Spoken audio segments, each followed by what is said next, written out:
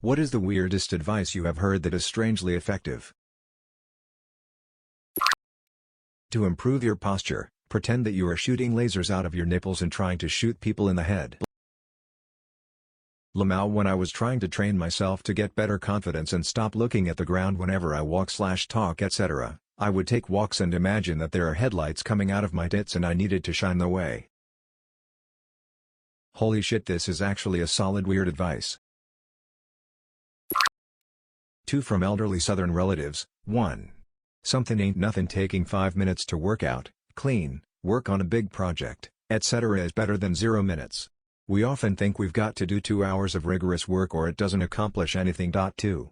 Time will pass either way. If you want to work to get better at something, accomplish a long-term goal, or change careers or credentials, don't look at the 2 to 5 years and think you'll be too old. If you're 24 and want to go to college, you'll be 28 in 4 years with or without a degree regardless of what you do in that time. On that second one, my grandpa said something best. My dad was talking about how he'd be 50 once he graduated if he went back to college. My grandpa responded, "How old will you be if you don't go?" This is brilliant. Giving a woman a piece of cheese may gain her interest. Piece of cheese, you say? Where do I find the woman though? Finding women is a prize. My doc told me I was genetically vitamin D deficient, through a minor genetic disorder, after the expensive and most thorough blood work lab test available on the market. He said I have 2 options, take pills, or sunbathe 5 minutes every day with full exposure in the sun. Full exposure equals completely naked. I chose the latter. If you can't fight the fear, do it scared. Got me through a lot of anxiety. I tell myself my increased heart rate and racing thoughts are just signs that my body is priming itself to allow me to do something I didn't know I could do. I used to think they were signs to quit, but they're really an ignition sequence. It's actually just your body shifting into maximum overdrive. Rinse your cereal bowl straight away. That stuff sets like concrete. But I was just about to eat the cereal. Nope. Straight down the drain. The sewer goblins need their Cap'n Crunch. Anger and remorse are shadow companions, with remorse always a step behind. I took control over my temper issues by reminding me of this one-liner. Hope this works for you, too. This may be helpful for me. Can you expand with an example? As someone who uses this, I will try. Someone has done something that upsets you, making you angry, such as not paying attention while walking and they knock into you. You're angry, you have the choice of reacting in anger, you end up hurting them, the police are called, you're arrested, it's the second time this has happened, they can't give you a caution, you're going to court, now you have to spend 6 months in prison, you lose your job and getting another is gonna be hard. If you had waited a few seconds to calm down, realize it was a mistake and say no worries, you would be able to see your family without a glass screen between you. That's remorse following anger. If you sit quietly while everyone else fucks up, you're going to win big. John Oliver. I've gotten multiple jobs and school opportunities by just doing my work and not being a loud moron. One of my axioms is that you don't have to be perfect, you just have to let everyone be worse than you. Seriously. I got my job because the previous guy went bonkers, cursed out the boss, and tried to make a bunch of entirely bogus claims about religious persecution. He claimed that the boss, a devoted Catholic, told him Christians should die. Now I have his job. From my 7-year-old daughter, we still laugh about it today. If you're ever in an awkward situation with someone or need to just go away, you could always pretend to choke on something. I don't know where this came from, but it's funny and it works. You just run away to get a glass of water. So just pretend like I'm choking, then leave work and go home, got it? Yeah, pretty much. Such wisdom at such a young age. Far this youngling will go. Don't beat yourself up forever. Beat yourself up once then move on. Mr. Homer Simpson. That's actually good. My favorite Homerism is just because I don't care doesn't mean I don't understand. Lisa, if you don't like your job, you don't strike. You go in every day and do it really half-assed. That's the American way. It's only embarrassing if you're embarrassed. The older I get, the more I understand this one. If you're not willing to look stupid, nothing good is ever gonna happen to you. Dr. Gregory House. Trying is the first step towards failure. Homer Simpson.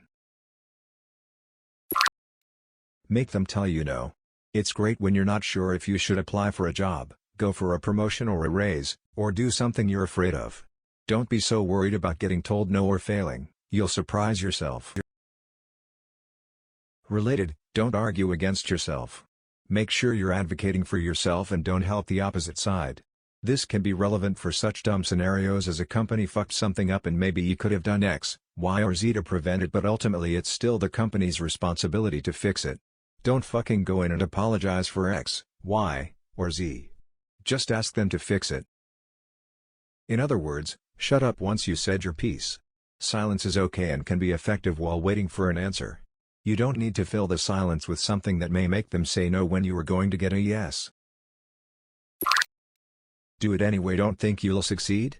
Do it anyway. Don't feel like going to the gym? Do it anyway. Don't want to stick to the diet? Do it anyway. Don't feel like getting out of bed / taking care of your basic needs? Do it anyway. Don't think you'll like it?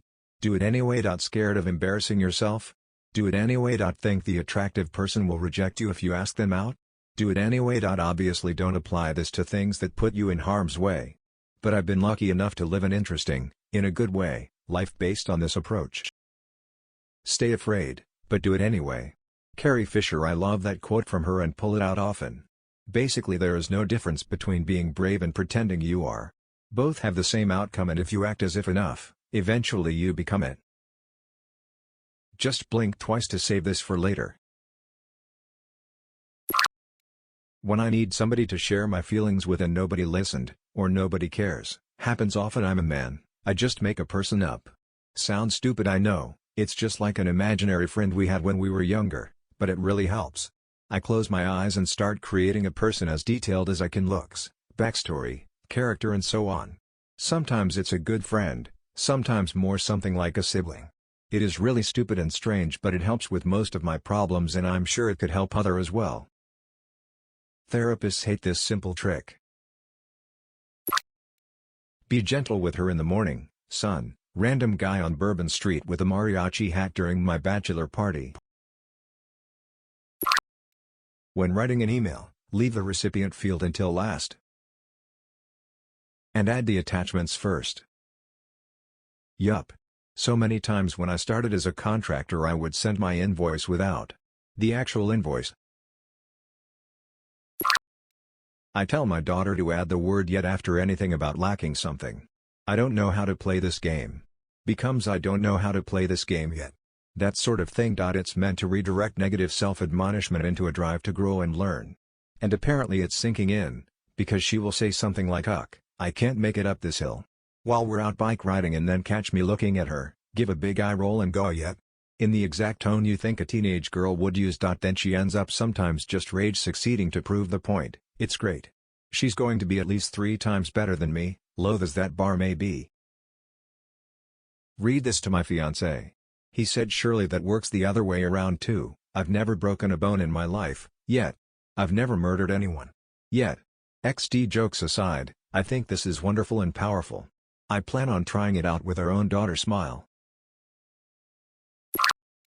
Do you understand that if you try to endlessly stack bricks, no matter how perfect you do it, they will fall over?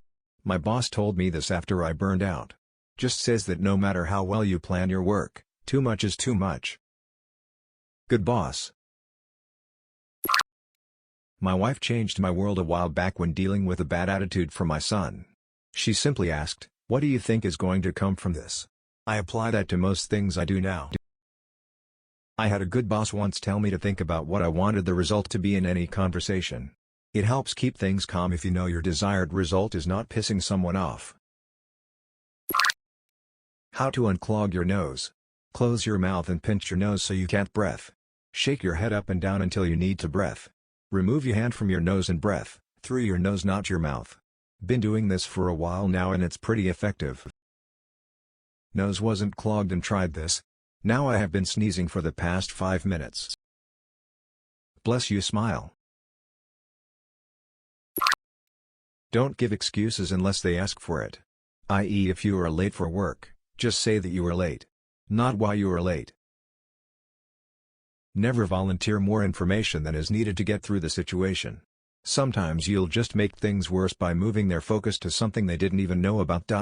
Sorry I'm late to the meeting, I was trying to help, coworker, finish up their presentation. Boss, what? Coworker, told me they submitted that last week. Now you're late and got your coworker in a jam. One time I got a super shitty report card and my parents came in the room saying something like, "We know you messed up, but if you admit what you did was wrong you'll be in less trouble." Not knowing what they were talking about, I admitted me and my buddy were selling weed. I did not get in less trouble, I got grounded for a summer. Put a small stool under your feet when pooping, to mimic the natural squatting position. Changed my life, literally. During the first week after my discovery I had a strong urge to tell all my family and friends about it, but had to restrain myself because of how weird that would sound. So instead I'm sharing this advice with you. You'll buy a squatty potty just for this purpose. My dad did not control his urge to tell his family, haha. People who buy squatty potties definitely don't keep that to themselves. If you need to remember something, write it 3x or say it out loud 3x. Always weird when you repeat something verbally 3x, especially names. Similarly, if you want to make sure others remember something, tell them 3 times. Tell them what you're going to tell them, then tell them what you told them. Even the people who love you can hold you back. It ain't being nasty, they just don't want to lose you or see you get hurt. They wanted the best for you without realizing their idea of what's best ain't necessarily that. Yes. You don't have to live up to others' expectations, especially if you didn't even know about them. What matters is you living up to your own. Also, sometimes to be the person you're supposed to be, you're going to have to disappoint your parents a little bit. If you're really shy or struggle with holding conversations or being social, just ask questions. This works in 3 ways. As 1. The other person will be doing most of the talking. 2. They also leave the conversation with a positive feeling because most people enjoy talking about themselves. And 3. It gives the sense that someone is interested in them. Bonus positive feelings about your interaction. I'm an extroverted introvert. I dislike social contacts, but the nature of my job requires ongoing interaction, and being an only child has always required me to make an effort or be on my own. This tactic usually works for me, and people are always surprised when I say I'm actually super introverted. Problem is I can't ask them how are you 10x. Holding your breath for a prolonged time is extremely effective at getting rid of a boner. Instructions are clear: do not, I repeat, do not hold your breath until you die, or you may end up getting your boner back. You can't actually kill yourself by holding your breath. You can only hold your breath until you pass out. After you pass out, you automatically start breathing again. Unless you fall into a pool or have a bad landing when you pass out, you'll be fine. I was kind of bummed that my kids never tried the "give me what I want or I'll hold my breath" tactic. I always thought it would be funny to run and get pillows to place around them and then be like, "Okay, go." For all my ADHDers or other who struggle with executive function, do chores while waiting. Have something in the oven? Let's see how much laundry you can fold before the timer goes off. Microwave? I bet you can empty the dishwasher in 90 seconds. On a phone call? Pop in those earbuds and let's tidy while we talk.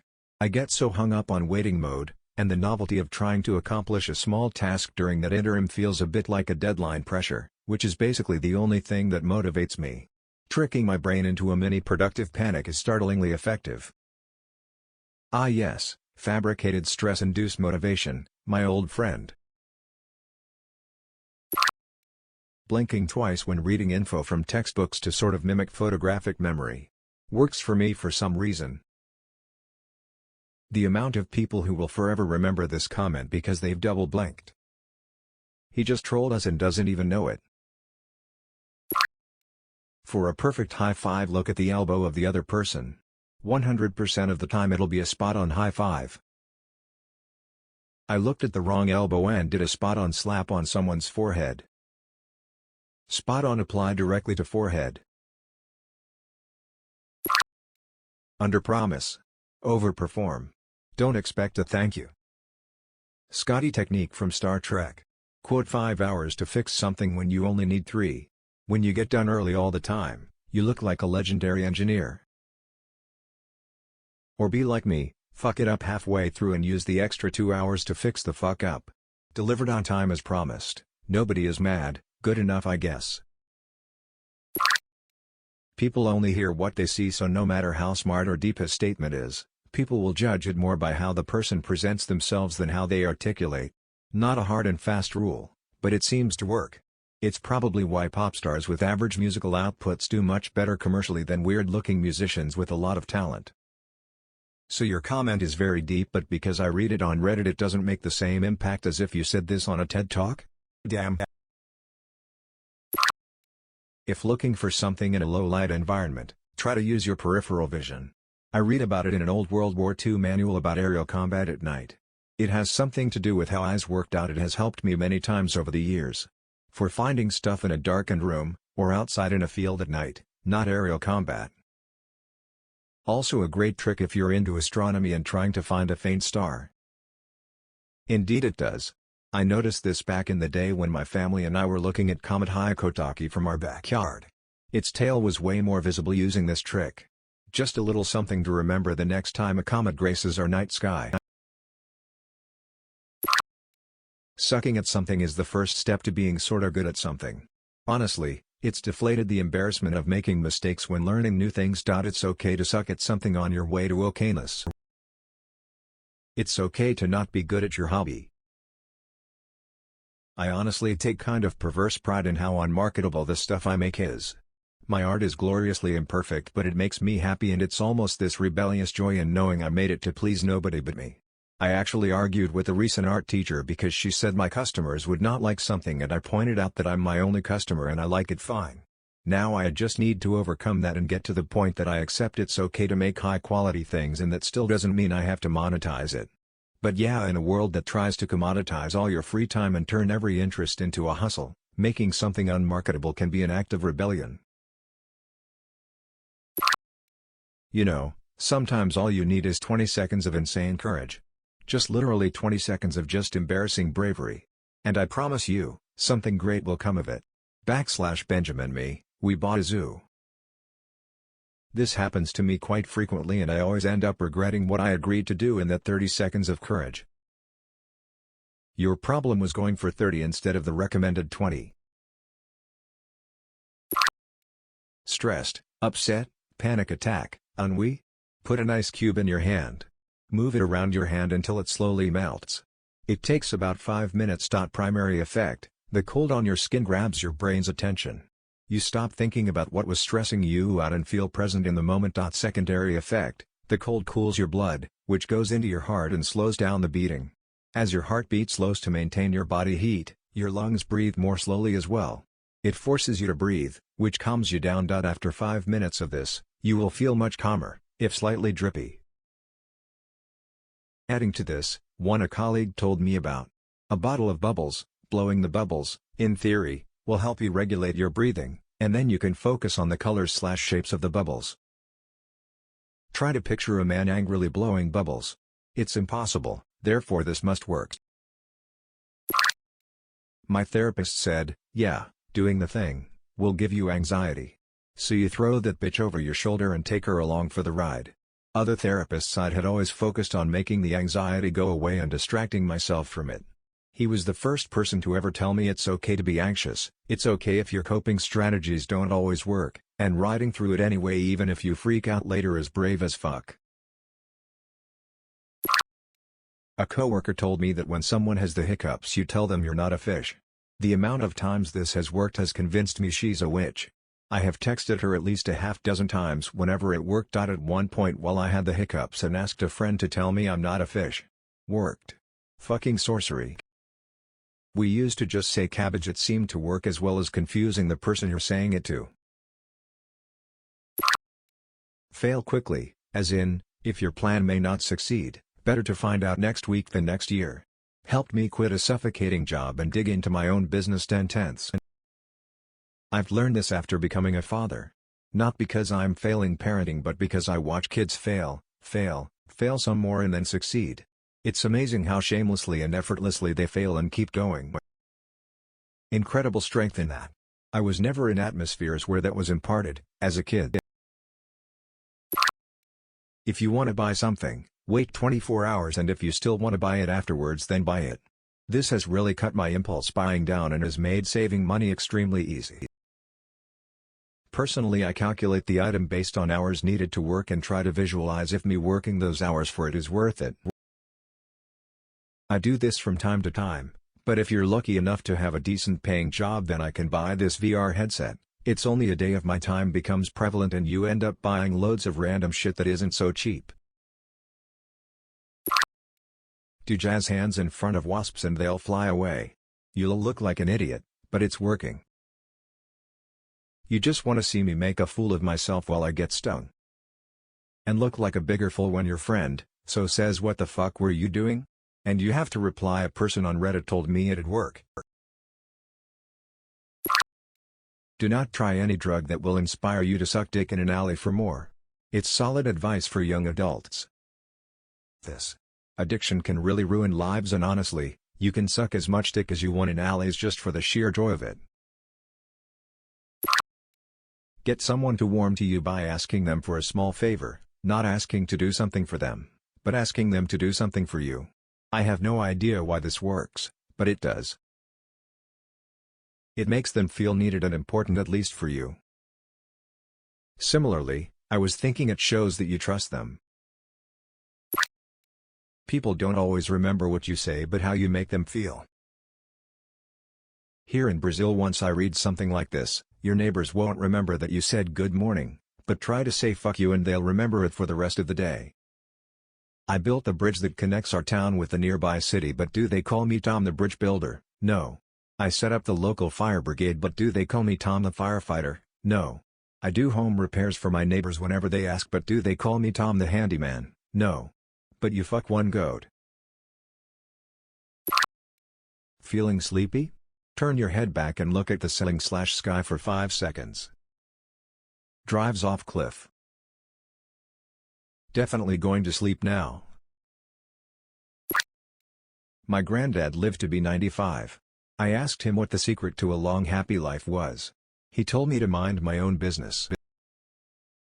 Grandpa, what's your secret to a happy life at 95? Fuck off, I'm not telling you. Mind your own business. That's how I read it. Like he made a deal with the devil or something. I once fixed a laptop by following the YouTube advice that included sticking a penny above the CPU and pointing a hairdryer at it for 30 meters. Did not expect that to work out at all, but the laptop was dead and old, so gave it a go. Ha!